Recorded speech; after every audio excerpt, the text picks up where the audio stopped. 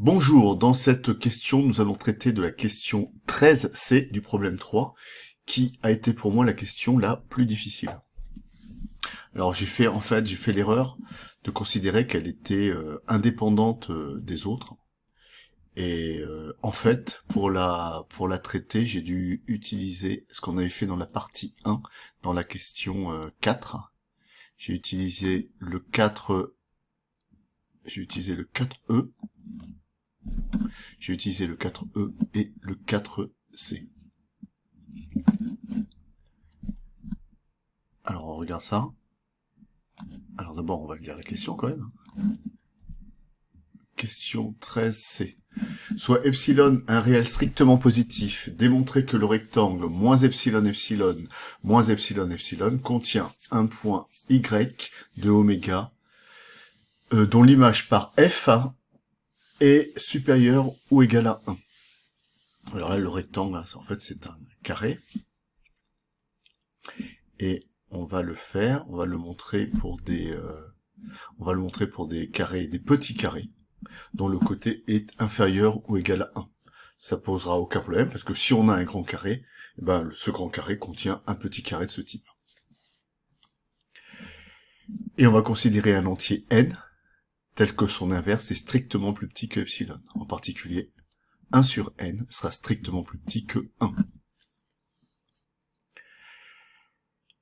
Alors, d'après la question 4e, il existe un entier v supérieur ou égal à 1, tel que frac de v alpha est compris entre 0 et 1 sur n carré. Alors on regarde cette question 4e. Qu'avions-nous montré dans cette question 4e, pardon. Alors 4e. Voilà, démontrer que dans tous les cas, il existe un entier v supérieur ou égal à 1 pour lequel frac de vx est compris entre 0 et 1 sur n.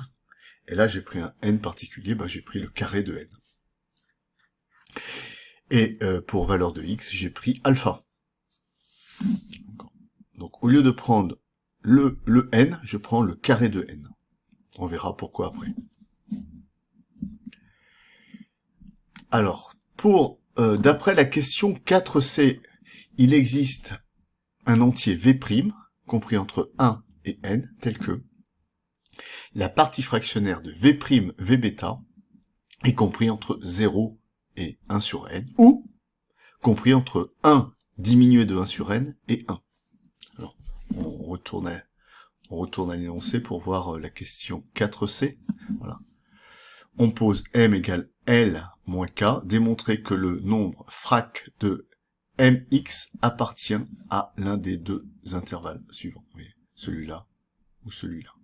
Alors pour x, on a pris en fait le nombre v bêta. V', je l'ai appelé m, je l'ai appelé v'.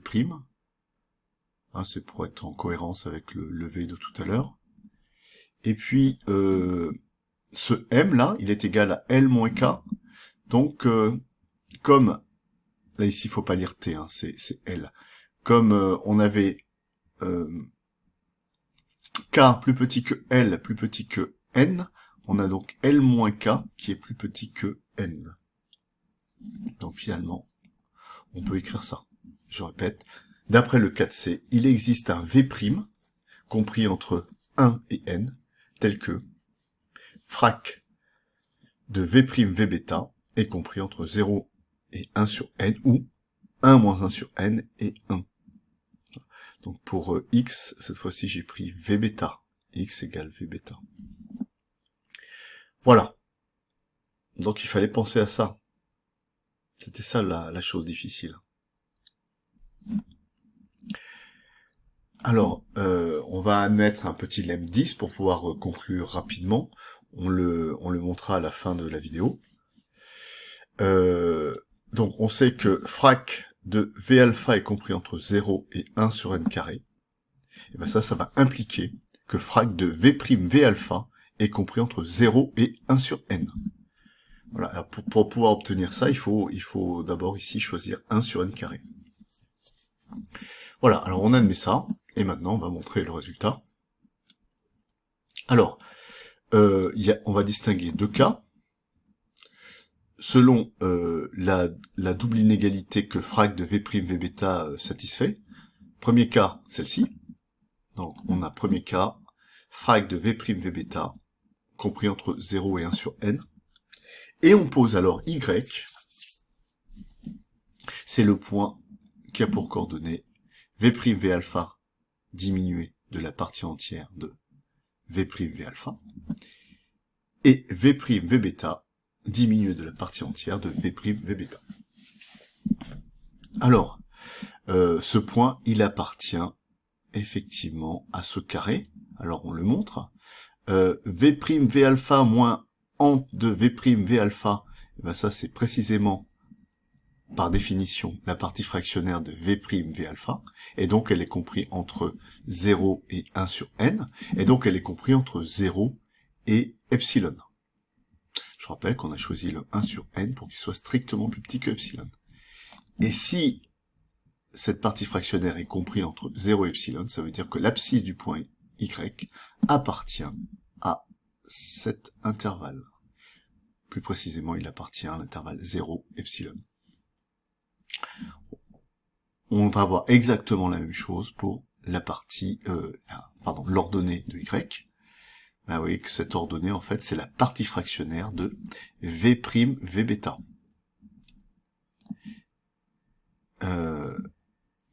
Dans ce premier cas, on a supposé que cette partie fractionnaire était comprise entre 0 et 1 sur n. Donc, ceci, l'ordonnée de y est compris entre 0 et 1 sur n. Et donc, entre 0 et epsilon. Et finalement, cette ordonnée, elle appartient à cet intervalle. Finalement, le point y appartient bien à ce carré. Alors maintenant, y, c'est un point de oméga. Hein. Vous voyez que c'est de la forme k alpha plus m, k bêta, plus n. Ce qui est important ici, c'est qu'on ait le même k ici. V', V'. Donc, il appartient à oméga, et son image par la fonction f, qui est égale à V', V', pardon, et ben V est plus grand que 1, V est plus grand que 1, V' est plus grand que 1, donc le produit est plus grand que 1. Alors voilà pour le premier cas.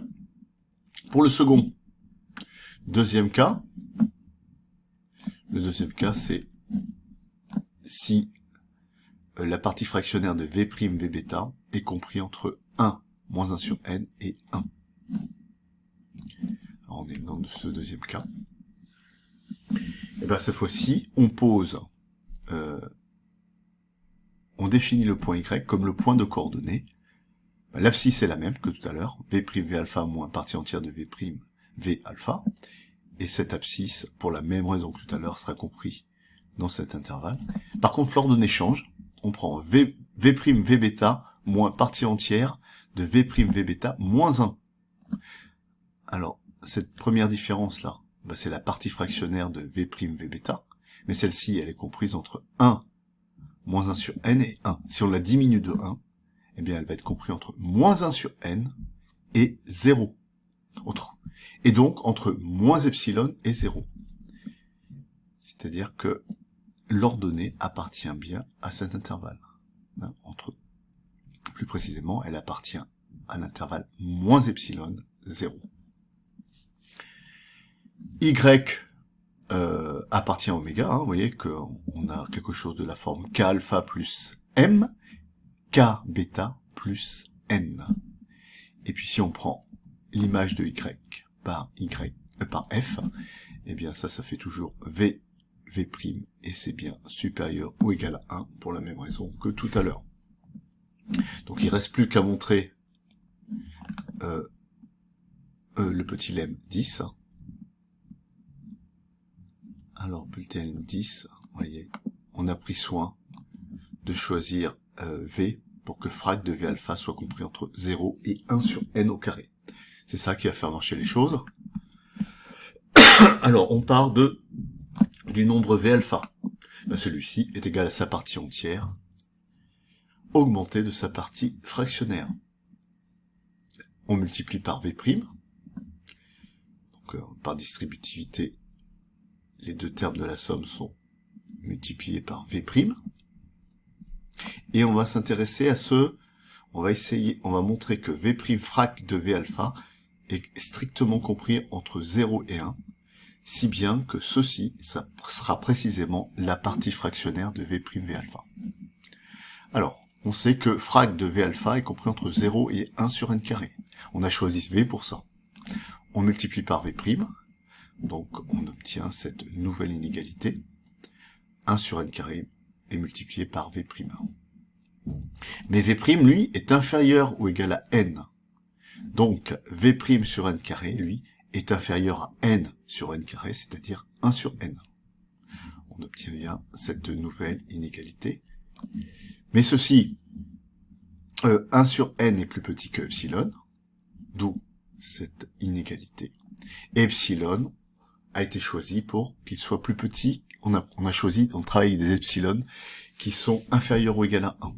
Donc, on obtient finalement cette double inégalité. C'est bien que V' frac de V alpha est compris entre 0 et 1. Alors, d'après, donc on a V', V alpha est la somme de cet entier et d'un nombre compris entre 0 et 1. Ben, d'après une question de la partie A, de la partie 1, je crois que c'est la première question, ceci implique que la partie fractionnaire de V', V alpha est égale à V' frac de V alpha. Donc on a ça, frac de V', V alpha est égal à V' de V alpha, et ceci, on vient de montrer que c'était plus petit que 1 sur n. Et donc, on vient de montrer le lemme. Frac de V', V alpha compris entre 0 et 1 sur n. Voilà, je vous remercie. Eh ben, on a passé le sommet de la montagne. Parce que le reste, je crois me souvenir que c'est plus simple après. Merci, au revoir.